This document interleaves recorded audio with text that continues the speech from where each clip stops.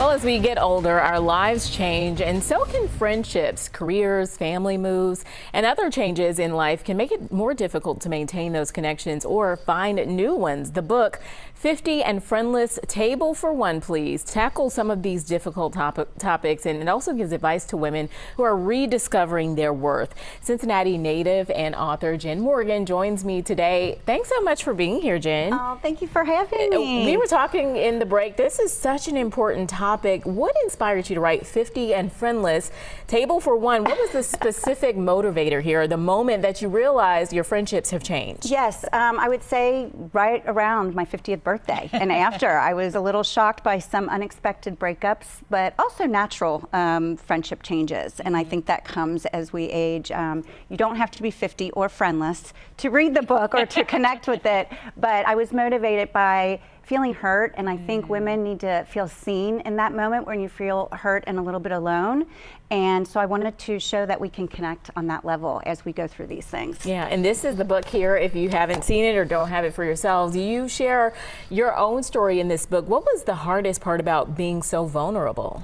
Oh gosh, that is really hard because it's scary to put yourself out there and not know if people are going to really resonate with it. And there's a fear of judgment. There's a fear of, just feeling alone in that vulnerability. But what I've learned as people are reading it is that it's really resonating and connections are being made through it. So it's been great. And that's why you just have to be brave and put it out there. And so glad you did. What's one exercise or a piece of advice from this book that you think every woman should know?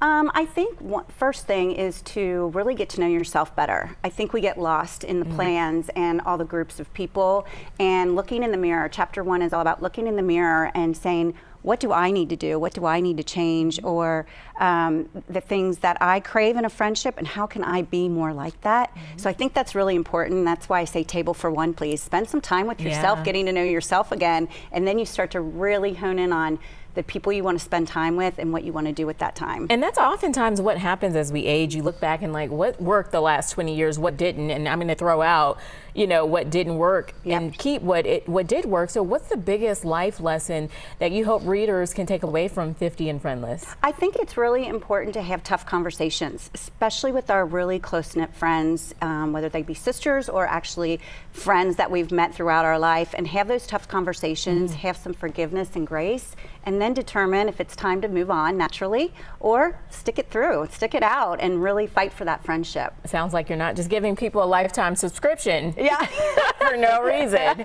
All right, Jen Morgan, thanks so much for being here with us. Once again, 50 and Friendless, Table for One, Please, is available on Amazon or Jen's website. Now, if you're interested in the book, you can scan the QR code there on your screen.